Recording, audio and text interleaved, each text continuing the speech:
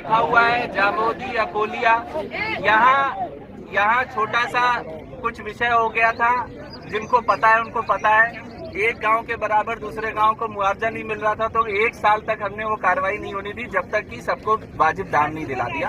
आप लोगों की बात को सुने बिना हम आपके विरोध में कोई निर्णय नहीं होने देंगे। आप आश्वस्त रहिए, हम आपकी बात को सुनने के लिए और शासन को सुनाने के लिए ही बैठे हैं इस कुर्सी पे, और हमारा यहाँ पे कोई काम नहीं है।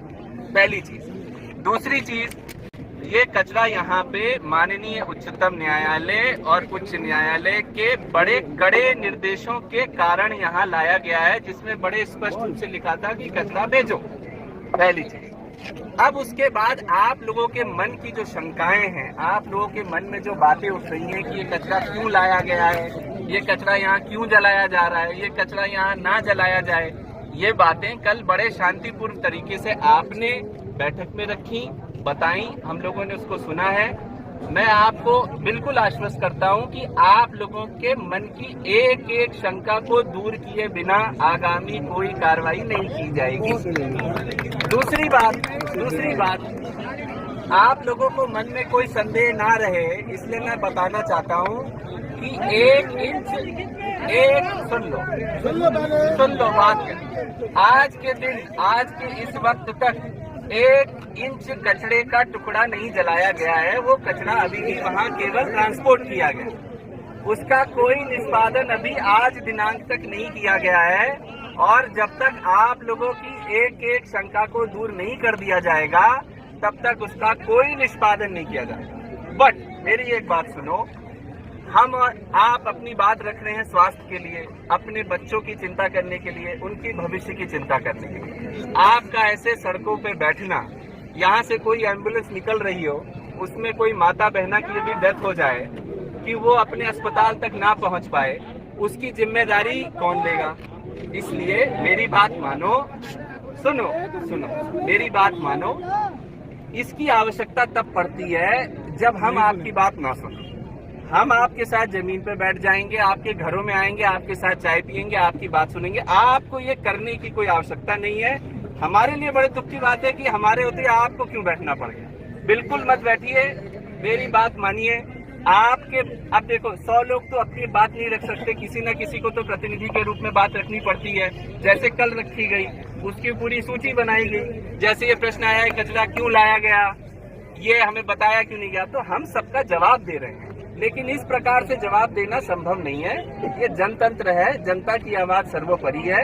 आप लोग निश्चिंत रहिए, आपकी सारी समस्याओं का निराकरण होगा, तभी हम आगे बढ़ेंगे।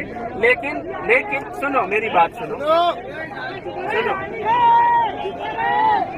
कानून व्यवस्था। भाई आप लोग हल्ला प्लीज मत करिए, मैं कह रहा हूँ कि शांति से बात करने का प्रयास करिए। व्यवस्था को हाथ में लेने से बाद में केवल अफसोस और केवल नुकसान होता है, और कुछ नहीं होता। पत्थर हाथ में उठाने से युवाओं का, आपका भविष्य, माताओं बहनों का भविष्य नहीं बनेगा। आपके जनप्रतिनिधि बड़े व्यवस्थित और बड़े अच्छे से आपकी बात को रख रहे हैं, रहेगा। अरे हम लोग अभी हैं भाई। माननीय मुख्यमंत्री जी के निर्देश हैं कि जाइए, जनता से बात करिए, उनकी एक एक बात को सुनिए, और उनके निर्देशों के तहत हम आज आपके बीच में आए हैं। और हमेशा हम तो आपके बीच में ही आने के लिए हैं। नहीं ऐसा देखो, जो काम भाई देख, तो आपका नाम क्या है? अरे बताओ आपका नाम क्या है? तुम चुप थोड़े पाओगे यार, नाम तो बताओ। देखो भाई चिंटू, मैं प्रशासक हूँ।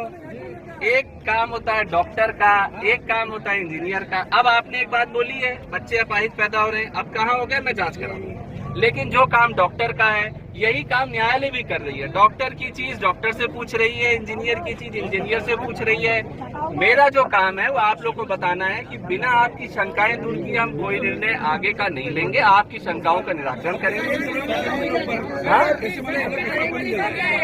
निश्चिंत रहो। कलेक्टर साहब बोल रहे हैं। अरे भाई निश्चिंत रहो,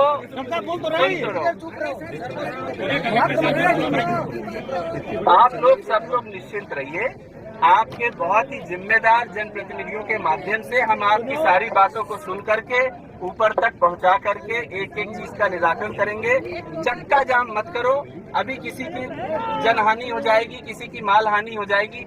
जो काम हम अपने भविष्य के लिए कर रहे हैं, उसके लिए किसी का जो वर्तमान है उसको मत वो करो।